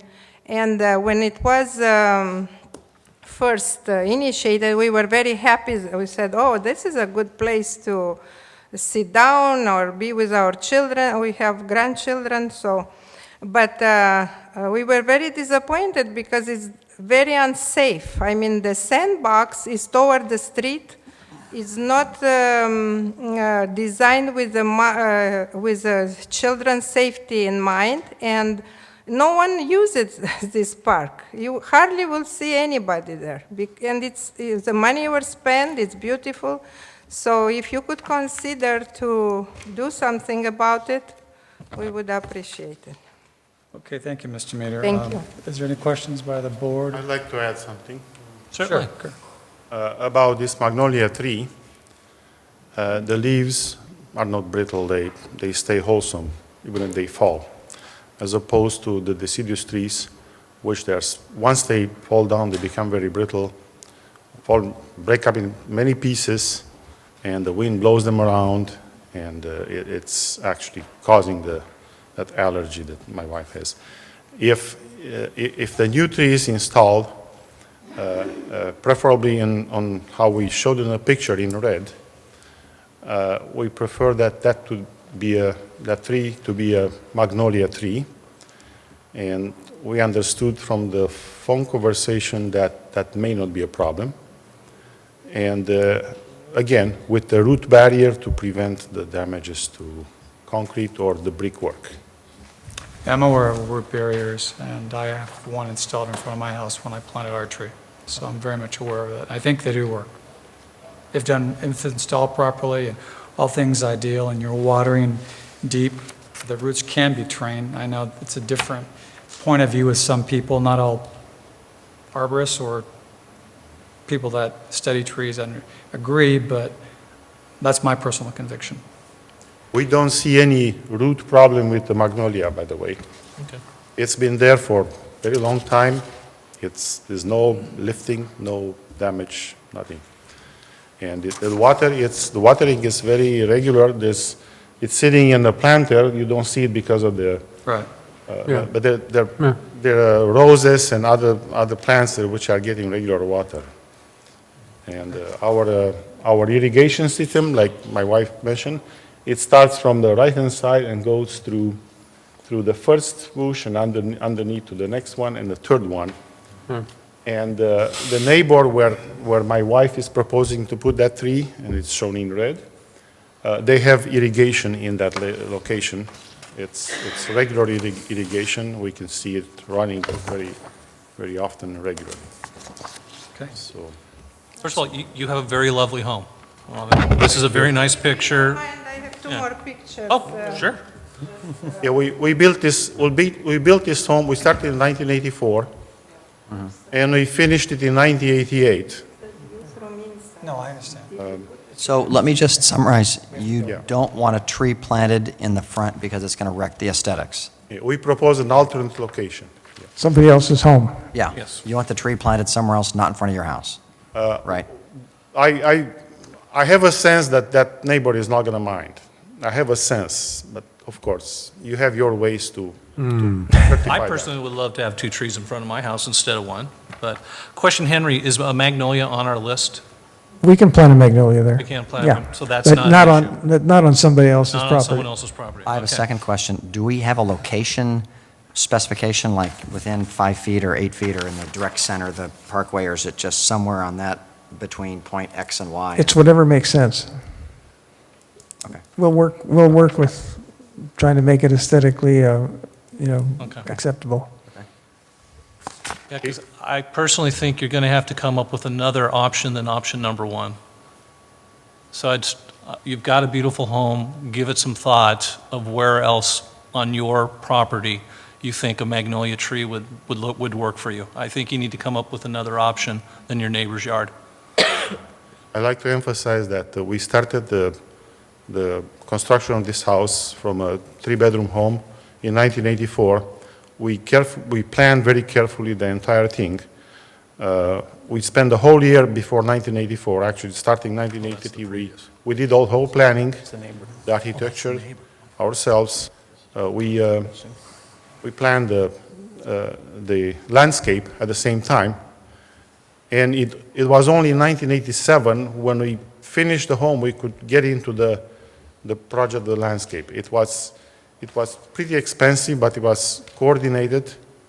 We spent about $12,000 for the entire landscape.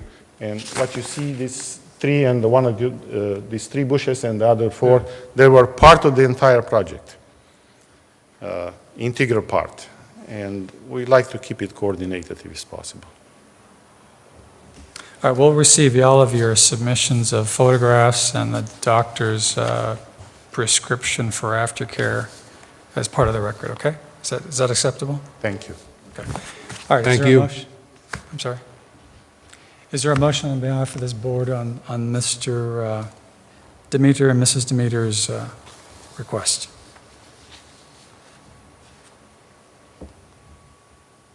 It looks like you want to say something. No, I'm just waiting for your motion. I don't know if this is acceptable, but I motion that we select some spot in front of that home for the planting of a magnolia tree. What home? Their own residence, not the neighbor's residence. That doesn't fly. That doesn't count as a tree in front of each residence.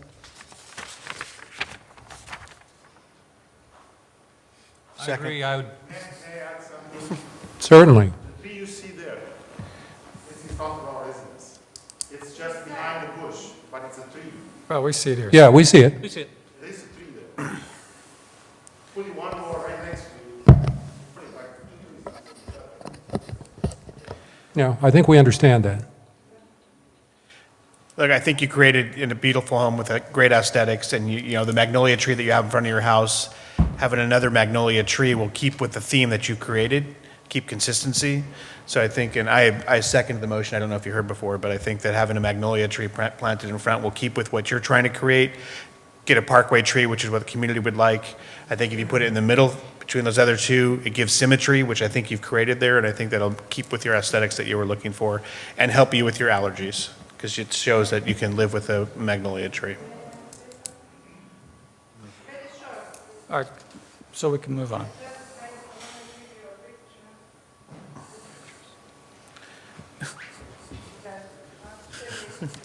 You want to? You have to have a tree in front of each house. Mm-hmm. You cannot go back on your decision. This is the last bush on the left side, and we would, because already the brick is lifted, if you don't mind, we can put a magnolia tree there. Could we use? We'll work with the resident. Sheet where you want your tree. So This is, where was it? Not There's this a picture one. there that has 4. Here, just go to the front. Yeah, number Circle, one. circle the one. That's the one that. And here Okay. you can cut because already it's damaged. Okay. All right. That works. Is that the left, the facing house?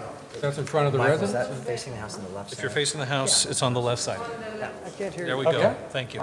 Thank you. Cool.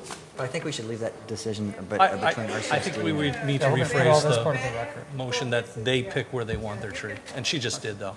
All right, It's front of their house. Just in front of their house. I'm going To make sure we to, keep that part of the- yeah, Mr. Taboada, I'm going to state, if it's not clear what was uttered here as they approached Mr. and Mrs. Dimitri, they proposed an alternative to the symmetrical approach Mr. Rips I was just giving articulated- feedback, but I was seconding Ron's. articulated, which would have been the center bush Yes, being that's correct. replaced with a tree. They are proposing an alternative that as one looks at the front of their residence, We'll work with them on this. Yeah. the He just wants to make. the photograph on the lower portion, I'm going to put my initials. She identified the spot for the tree. I think it would be in that picture shown on the screen, the one on the far left. Correct. And I'm going to circle it in blue, is what she would I think that's what she propose, and I believe Mr. Dimitri would agree So to. issue solved. So commensurate with that other option, which is to have the Dimitri's suggestion, is the motion approved? All in favor would say aye. Aye. Aye. Any opposed? None opposed. You have these for the record, and I'll submit them for your discussion with Mr. Reynolds. One is the time to plant a tree. Are there any other persons in the audience that wish to make an appeal concerning the topic of not having a tree planted in their parkway? Hearing none, seeing no hands raised, that concludes this topic, H1. Now we will move to H2, future telecasting. Mr. President, members of the board, I informed you at your last meeting that we had received notice from Time Warner that due to the expiration of the franchise between the county and Time Warner, that we would lose the telecasting of our meetings unless we came up with some alternative way to do this. When I reported to you last week, we had several options that we were going to consider, and most of those have gone by the way because the recommendations that were made by the county are not feasible. But we have been successful in obtaining 2 proposals for telecasting of the meetings. And at your next meeting, I will have those 2 proposals and recommendations from staff on how to proceed with continuing to broadcast board meetings on a regular basis. The county was successful in getting Time Warner to give us an extension, and they will, in fact, telecast the March meeting. So at that March meeting, then I'll have for you then our final recommendations and a way to finalize the agreements that will lead to telecasting. So this is just an update on what's transpired since last month. As I said, most everything that was recommended just did not pencil out, and so we went with other options, and I'll have those for you for your approval at your next meeting. Is the March 2012 regular meeting for the board the last one? That's where correct. Time Warner will appear? That's correct. Okay. But we should have something in place for your April meeting. These are some excellent options in terms of what we have to consider, so that's well done. Okay. My concern on option 2, you say that that's been eliminated because Time Warner doesn't want to continue to produce the meetings? They don't want to do this anymore. They're getting out of this business. Right, but grouped in 2, it says, or a private contractor to do the taping. Well, So we I can have, see where it's Time Warner and Verizon, but a private contractor could be a resident who's going to tape and submit a disc to LATV. well, I have 2 proposals from independent contractors now Okay. who do this on a regular basis elsewhere. Okay, I just didn't see that, but I Well, see obviously that's number 2, right in the next sentence down. Continue to utilize basically Mr. M. Strother. That's for broadcasting. There's 2 things that happen. The production side, which is what's going on right now, is actually creating the disc of the actual record of the meeting. Then you take that disc and you move it over here, and now you're broadcasting. So we have 2 things that we're looking at: production and broadcasting. So you'll have both of those to consider at your next meeting. And I'll also have a cost proposal for you for purchasing our own equipment. All right, so we're just going to receive this report this evening? Yes, sir. Okay. Then let's proceed to H3. Mr. President, members of the board, based on action you took at your last month's meeting, I brought back to you for first reading of revised policy 3021 budgetary control and policy number 3050 purchasing to get consistency with the action you took with regard to expenditure limits of $5,000. Now, for budgetary control 3021, you really don't need a second reading for this if you don't want to, because all we're asking you to do is on 3021-33 is to remove the reference to .70 after policy 2000. Because every time we get that specific, whenever a policy gets amended, those numbers get changed and requires a whole bunch of other activity to change those numbers. So this is just basically it's a ministerial act to authorize me to remove that .70 from that policy. Now, with regard to 3050 on your purchasing, it is now consistent with your direction to limit expenditure limits to $5,000. I included for you fixed asset control to show that that also uses the term $5,000. So now you're basically consistent throughout your policies with that expenditure limit. So you can give first reading to 3050, and I'll bring it back to you next month for second reading. Anyone have comments on 3050? So the only reason 3030 is included is just for reference? There's no changes to that document, I don't believe. Is that true? It's just a reference, just to show you that The consistency. that you're now consistent. Right. Good. How about 3050? Any comments on that policy? No, that makes sense now. No, it looks good. Yeah. Okay. All right, then we'll just give this a first reading, and we'll wait for this to come back then. All right. 3021, we can approve? If you want to make that motion, sure. You want to make that motion? I'd like to make a motion to approve policy number 3021. Second. Any further discussion? I think even though it's a minimal change, we do have this sort of policy about having first reads and second reads. Yeah, that's true. Where are we drawing the line on how minimal and how much of a change? And Well, even though I see it is very minimal, I did bring it to you last month. It wasn't for reading, it was just information, so it was on your agenda last month. Well, we have a discretion to do it. If you want it for second reading, that's fine. Either way. No, there's a motion that's been It seconded. just seems to me cleaner to keep it until next meeting. All right, it's been seconded, so we'll call the question, and all in favor of the motion, please say aye. Aye. Aye. Aye. Opposed? Opposed. Okay. It's heard and it's respected, but the motion carries. So 3021 does not need to come back next month. Yeah. All right, then let's go to H5, request of Rebecca Lara.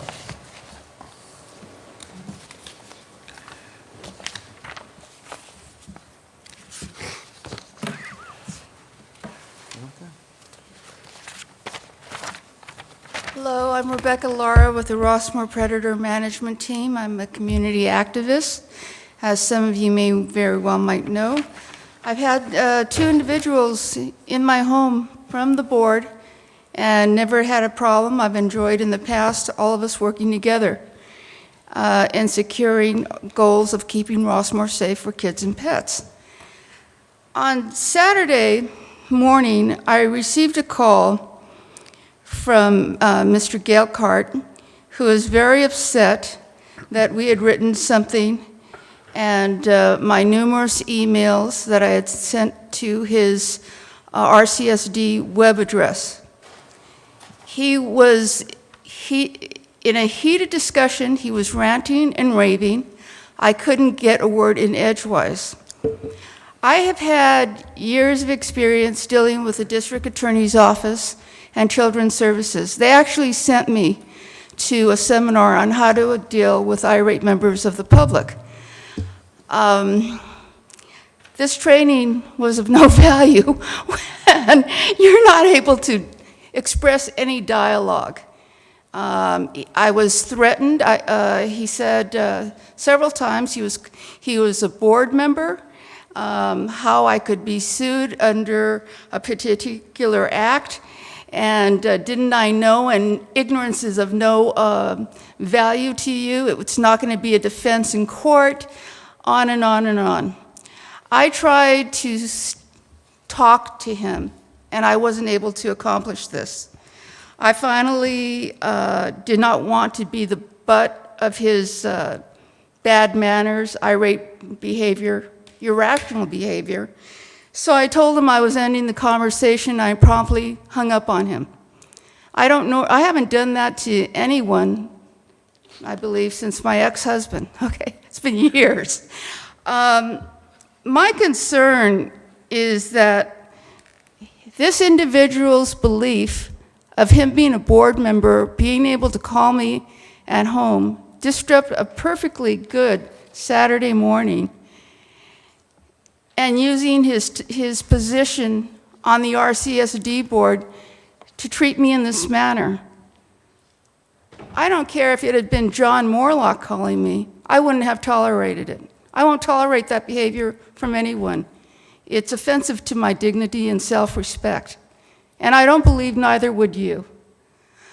It's unfortunate that this situation has arisen. I think it's put a fold in our relationship, if you will. I had appreciated working with the board before, but I want to make it clear, I won't be treated this way, not by any board member.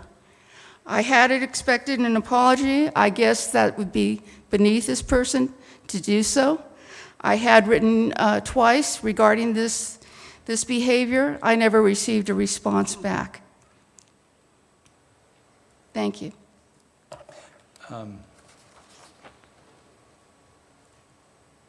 Mrs. Alara, would you be open to meeting with Mr. Kaler? I beg your pardon, I'm sorry. Open to meeting with Mr. Kaler privately? I don't see what value that would do if he is unable to apologize for his ill-founded behavior. I mean, you know, right now with this dog leash campaign, I've had a stalker. I've had somebody come to my door refusing to leave. I've had to call a sheriff on 2 occasions, and I've gotten the valuable knowledge of filing a civil harassment, TRO, restraining order. I don't care to go through, I just want my peace and enjoyment at home. You know, that phone that we have listed and that website that we have had, just to give you just an ounce of what we do. This week we've saved 5 dogs, okay? Saturday was spent all on our PMT stuff. We don't get paid for this, and we don't expect payment or even gratitude. We know the people that we help are very grateful. I want to be treated like a human being.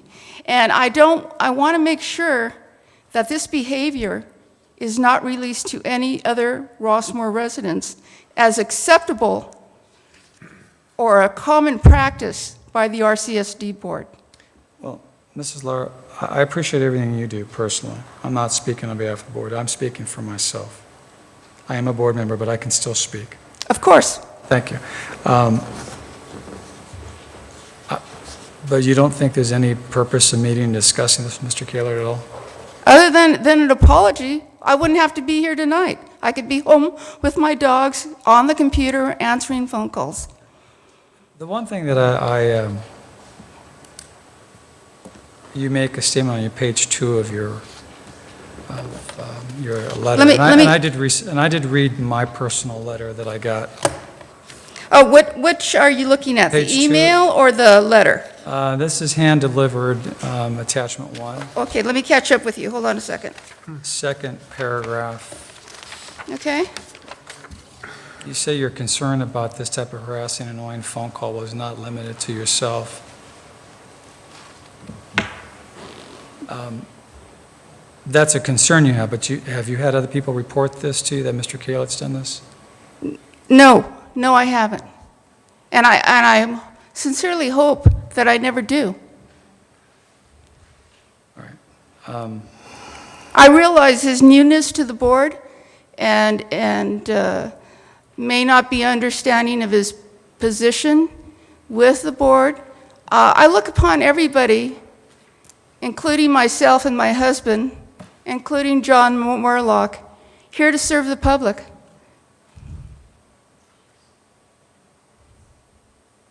You know, one mother said to me, not to me, but to her kid, and I saw her, she said, "Christopher, is what you're doing helping?"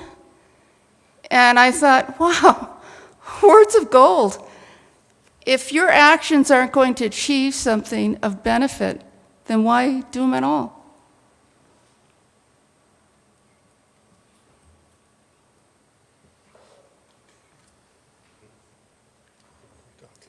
Thank you.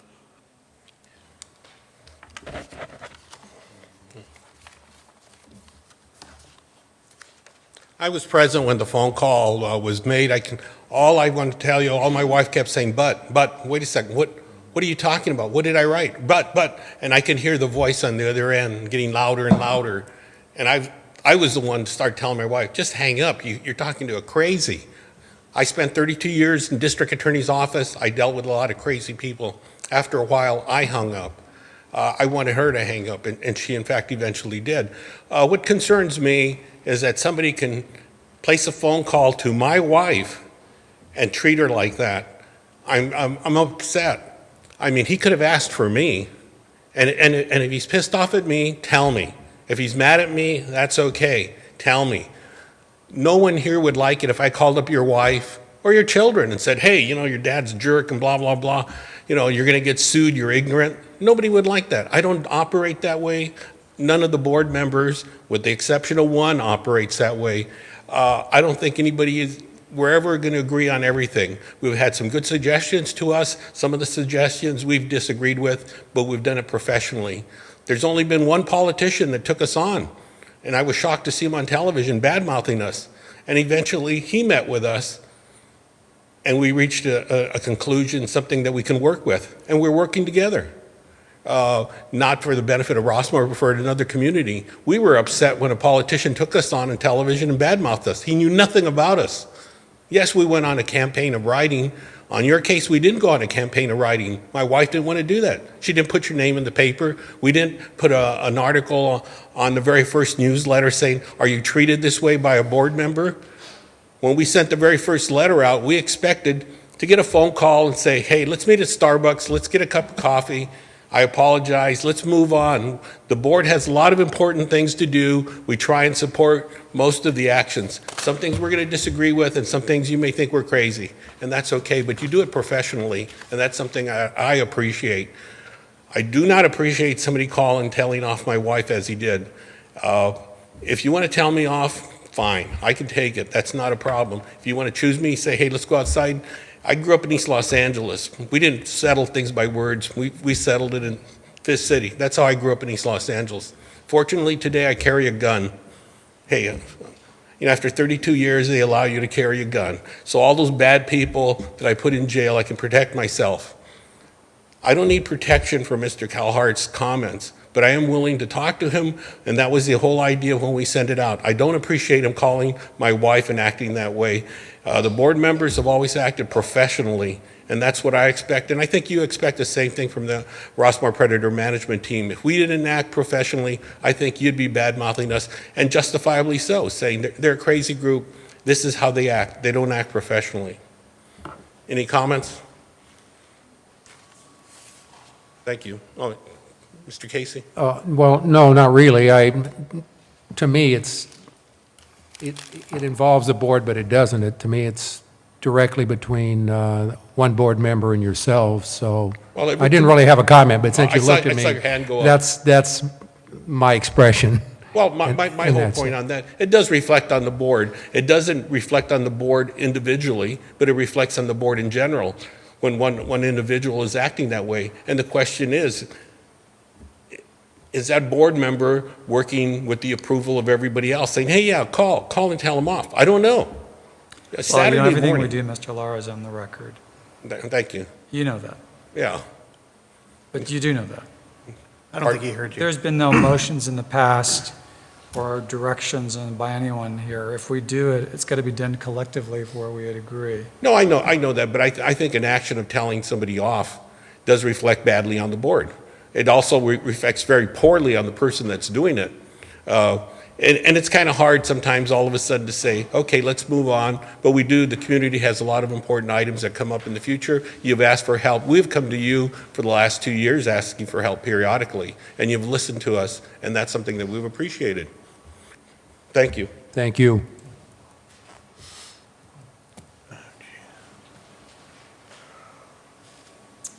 Michelle Fieldson. This is in no way my fight, but I would like to say, before I went on the RHA board, I had to ask myself a question. How much was my speech going to be limited by being a member of the RHA? Where would I draw the line in where I could speak?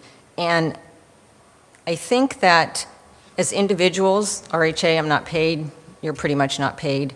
There's times where we speak to people as individuals, not representatives of a certain organization.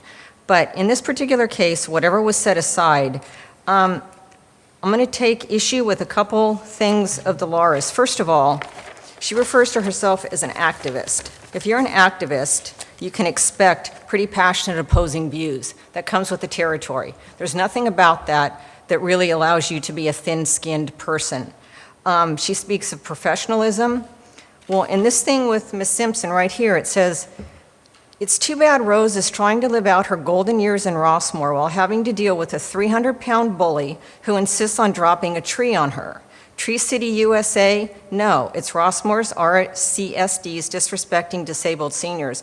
So I look at this and I think, what's the damage? Nobody knew about this. It was a private conversation, and it is between those two. She says in here that she did not let any of her 1,100 members know, but in fact she did. She sent out an email. She didn't identify Director Kahlert, but she let everybody know that there was this dispute. And I just, she has in the bottom of her emails that she reserves the right to remove you for irrational and non-apologetic behavior. So basically what she tells me is I'm an activist. You can call me only if you have positive things to say, and if you disagree with me, don't bother calling me. Don't bother sending me anything derogatory, and don't talk to me in a disrespectful way. I have found them to be disrespectful on many levels in many instances. I'm not here to say who is right or wrong, but it's just that I think it's kind of the pot calling the kettle black here. Thank you.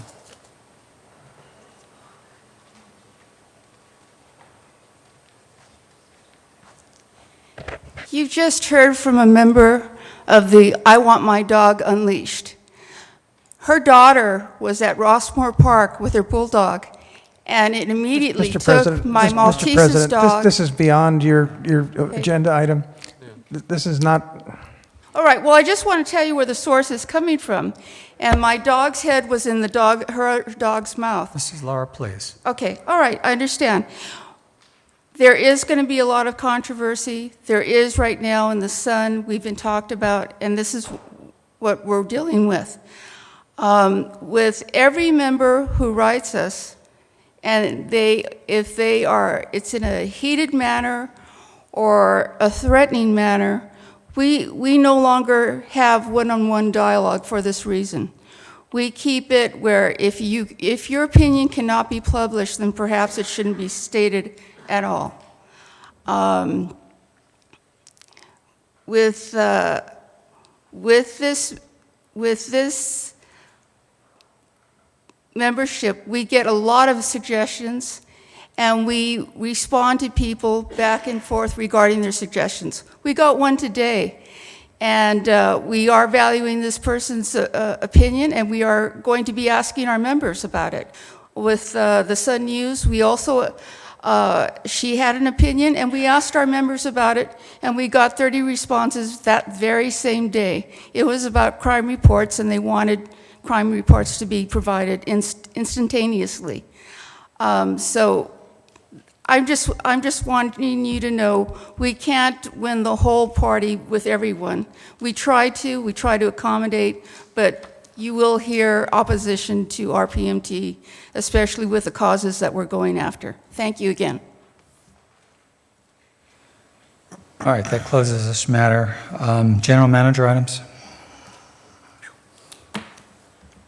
Mr. President, I have none.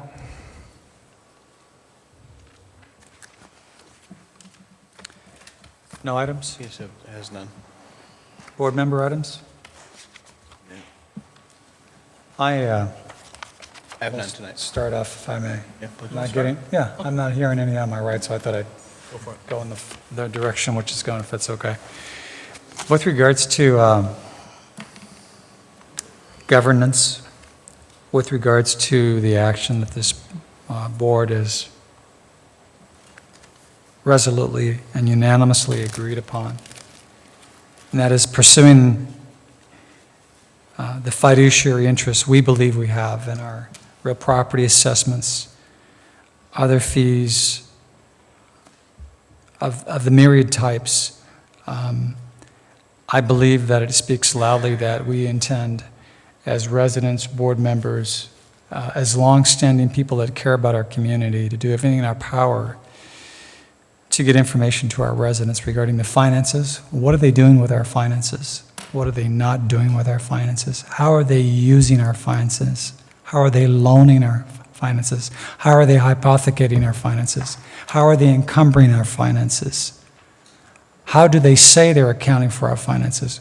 I believe we have an obligation.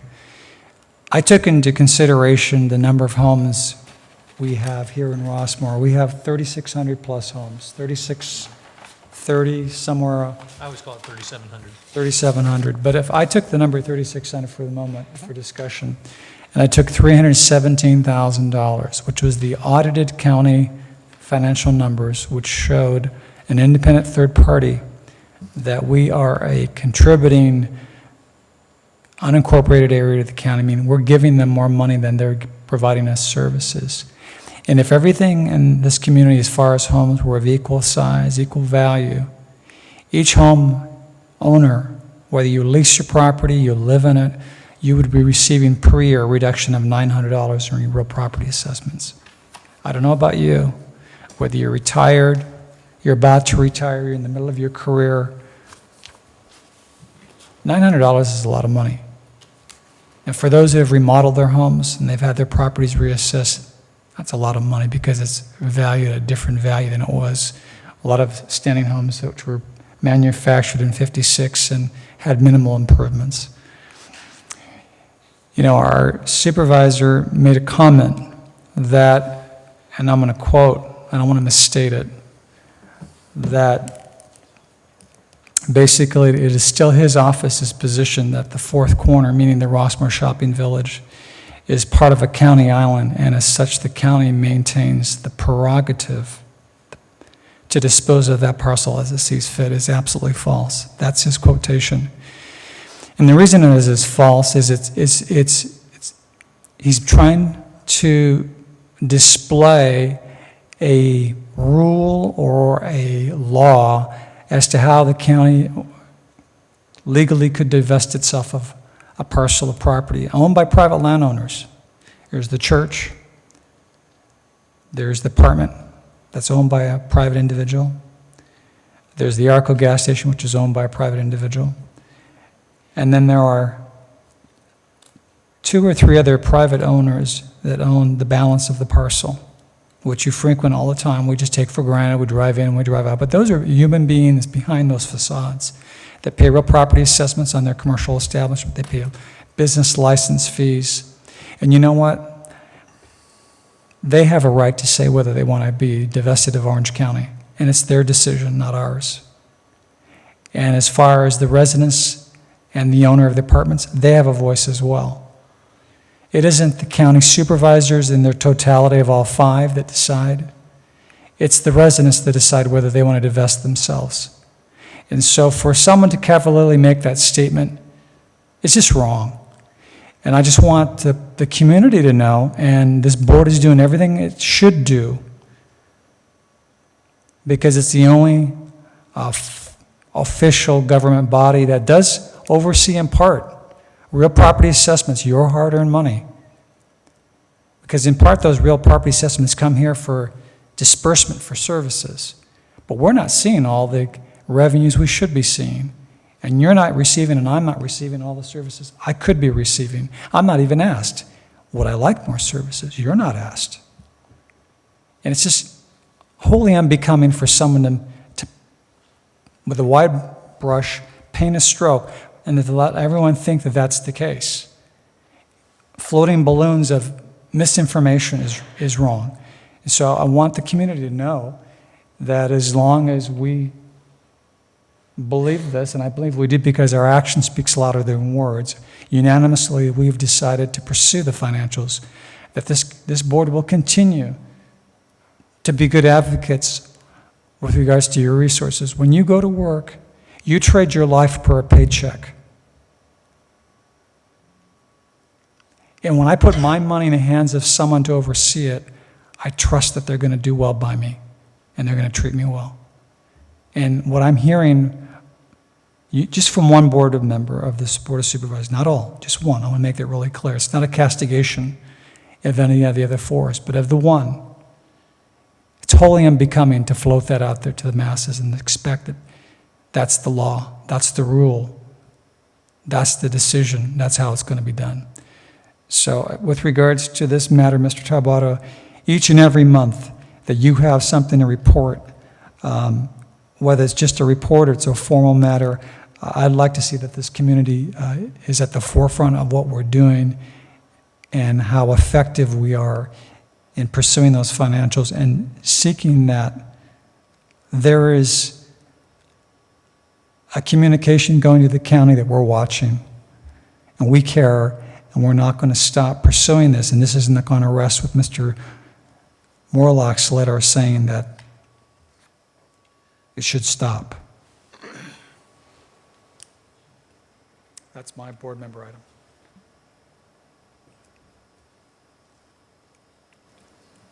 Do you have any board member items?